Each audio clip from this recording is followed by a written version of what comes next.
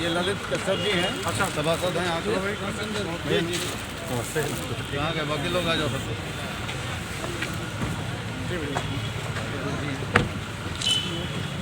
ये प्रधान है संतोष, ये प्रधान है। यहाँ कितने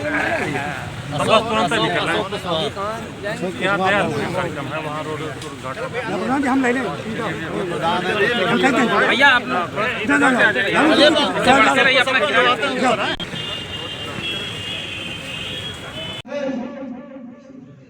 विभिन्न माध्यमों से आपने समाज को जगाने में जो आपने अपना योगदान दिया वो अतुलनीय है, हम सबके लिए अनुकरणीय है। साथियों, माननीय शास्त्री जी, हम आपसे भी कहना चाहेंगे कि हमारे माननीय मंत्री जी जो आज के मुख्य अतिथि हैं, उनकी भी मनता है कि आपको बराबर की हिस्सेदारी मिले। अभी उनका जन्मदिन था, मैं लाइव देख रहा था, उनका दर्द झलक रहा था। उनका कहना है कि वर्तमान सरकार में लाठी चलाने वाले भी हैं और हमारे समाज के लोग लाठी खाने वाले।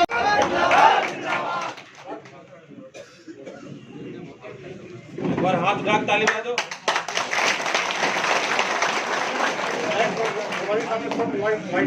लाइट छोड़ दो, थोड़ा खिड़की खोल दो यार। खिड़की जो है खिड़की बजा रहा दो, लेकिन लाइट आने के लिए ठीक है।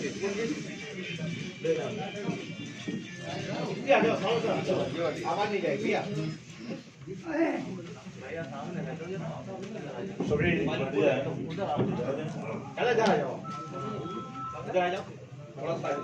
सम्मानित भाइयों,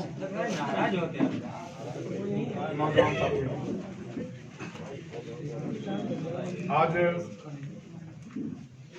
हमारे बहुत ही कर्मठ समाजसेवी एवं संघर्षशील साथी जिला उपभोक्ता सहकारी संघ के अध्यक्ष डॉक्टर अनु मोरा जी के आवास पर आयोजित इस विचार गोष्ठी में हम सबके बीच में मौजूद हमारे परम सम्मानित साथी प्रताप सिंह यादव जी, अजीत विशाल नंदवंशी जी, शिव पूजन सविता जी, डॉक्टर राजू सिंह रोज जी, बदन सिंह यादव जी, हमारे पुराने साथी वरिष्ठ सम्मानित साथी भाई पाल जी, हम सबके बीच में उपस्थित हमारे सभासद के रूप में विराजमान भाई ललित कश्यप जी, हमारे नौजवान साथी भाई वेदराम प्रजापति जी, धर्म सिंह अर्घवंशी जी, राणा सक्सेना जी, दिलीप राजपूत एडवोकेट जी, सुदेश पाल जी, ज्ञानेंद्र राठौर जी, छवि राम कुशवाहा एडवोकेट जी, राजेश कुशवाहा जी, प्रमोद सेन जी, विकास सैनी जी आदि तमाम साथियों के साथ साथ सभी उपस्थित हमारे नौजवान साथियों,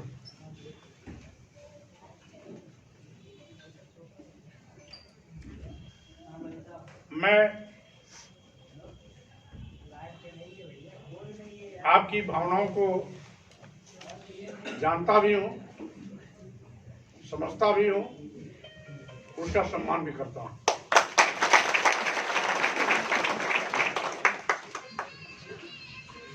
क्योंकि जब मैं नीचे हाल में भोजन में बैठा था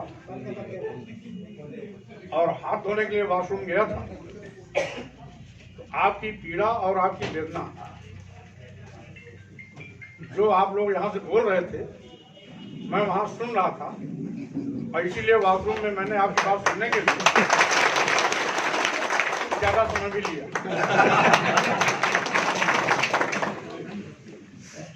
माननीय मंत्री जी, माननीय मंत्री जी, इसीलिए यहाँ आने के पहले मैंने डॉक्टर अनु जी से निवेदन किया कि भाई आप लोगों के जो बैठक की लोगों की भावना है उसको तो मैं बाथरूम में जाके सुन लिया हूं। अब सुनाने के लिए कुछ बाकी नहीं है, इसलिए बहुत संक्षेप में मैंने कहा। मैं आपकी भावनाओं को जानता भी हूं, समझता भी हूं और सम्मान भी करता हूं। देखिए, क्योंकि मैं स्वयं समाज के निचले पायदान से आया हूं और इसलिए निचले पायदान पर रहने वाले कोई भी लोग हों, दलित, पिछड़े या अन्य वंचित और उपेक्षित लोग, उनकी वकालत मैं शुरू से ही बड़ी मजबूती के साथ करता चला आया।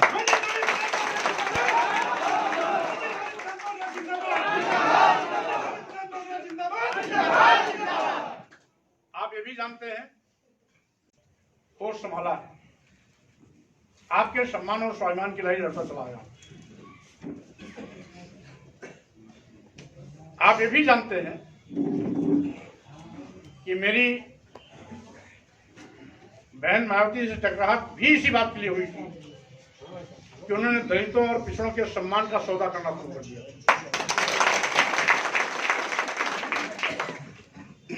और जिसके बिना पर मैं महत्वपूर्ण पद पर था उस समय, मैं प्रभावहीन नहीं था। मैं विधानमंडल का नेता था, उत्तर प्रदेश की असेंबली में लीडर अपोजिशन था, पार्टी का राष्ट्रीय महासचिव था, लेकिन फिर भी जब मैंने देखा दलितों और पिछड़ों के सम्मान स्वाभिमान का सौदा हो रहा है, तो मैंने पक्ष बड़ी मजबूती से रखा और बार बार समझाने के बाद भी नहीं समझी, तो मैंने उनको टाटा बाय बाय कर लिया। मेरे टाटा बाय बाय करने के बाद उनकी क्या हालत बनी, शायद आप सभी जानते हैं, बताने की आवश्यकता नहीं। शुरुआती दौर में आपने ये भी देखा होगा, मंत्री बनने के इस सरकार में मंत्रिमंडल के गठन के बाद 1 महीने बाद ही एक घटना रायबरेली में घटी थी। एक यादव पर कुछ अराजक तत्वों ने हमला किया था। पूरे गांव के लोगों ने उनको दौड़ाया, उन हमलावरों को दौड़ाया भी और उसमें से 2 की मौत भी हुई थी। एक किसी तरीके से बच निकल गया था। अपराधी थे और उन अपराधियों को सजा दिलाने के लिए मैंने पुरजोर तरीके से मंत्री रहते हुए अपनी बात उठाई। वो अपराधी एक वर्ग विशेष के थे, लोगों ने उसको जाति से जोड़ा, ब्राह्मण से जोड़ा, यादव से जोड़ा, लेकिन मैं अपनी बात पर अडिग रहा, पीछे नहीं हटा। पिछड़ों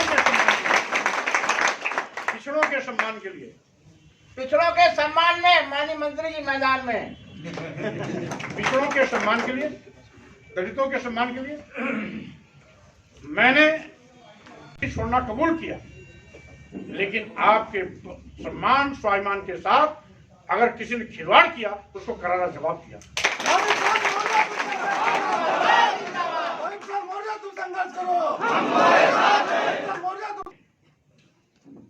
जब कभी हरदोई के लोग वहां गए होंगे तो भीड़ के नाते उनको इंतजार भी करना पड़ा होगा। मेरे दरवाजे पे आती सबकी समस्याओं का निस्तारण नहीं करता। ऐसे कई मामले आए जिसमें मुझे अपने ही विधायक और संगठन के खिलाफ कार्रवाई भी करानी पड़ी, लेकिन हमने सर्वोपरि आपका सम्मान समझा, आपका स्वाभिमान। और आज भी जहां भी कहीं भी आपके सम्मान स्वाभिमान की बात आती है, मैं पहाड़ की तरह खड़ा हो जाता हूं और साथ ही साथ किसी की हिम्मत नहीं है कोई मुझसे ये कह ले कि आप दलितों की बात क्यों करते हैं, पिछड़ों की बात क्यों करते हो।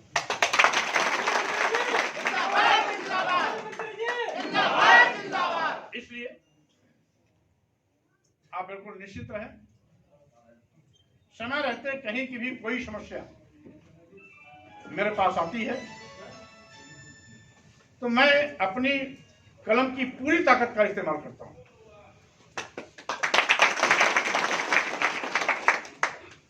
पत्र भी लिखता हूं, बहुत इमरजेंसी होती तो मैं टेलीफोन भी करता हूं।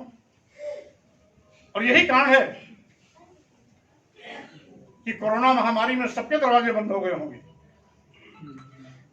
लेकिन कोरोना आपदा काल में भी मैं जनता से मिलने का कार्यक्रम कभी बंद नहीं किया था।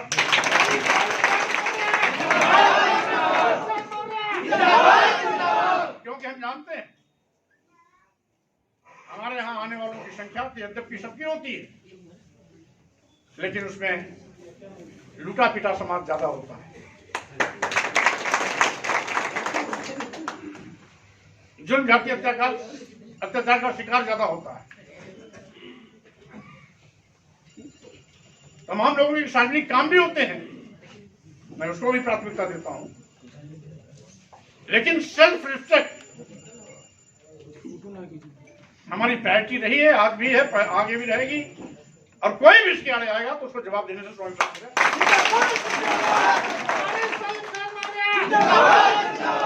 इसलिए मैं आज इस मौके पर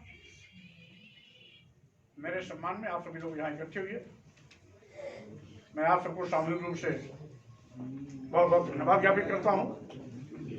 और चूंकि 9 वर्ष 2021 में हमारी आप सबकी पहली मुलाकात,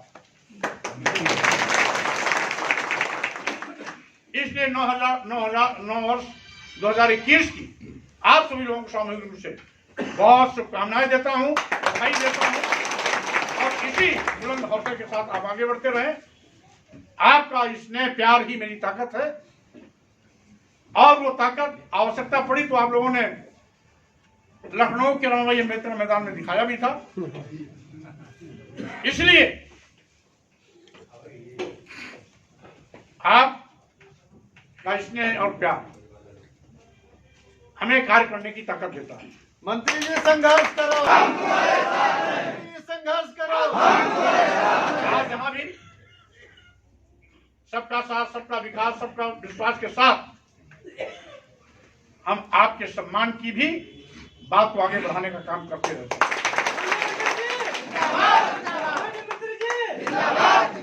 इसलिए सामूहिक रूप से हम आयोजन मंडल के सभी साथियों को धन्यवाद ज्ञापित करते हैं, और हरदोई जनपद के कोने कोने से आए हुए हमारे सभी समाज के अंतिम पायदान पर खड़े हुए दलित और पिछड़े समाज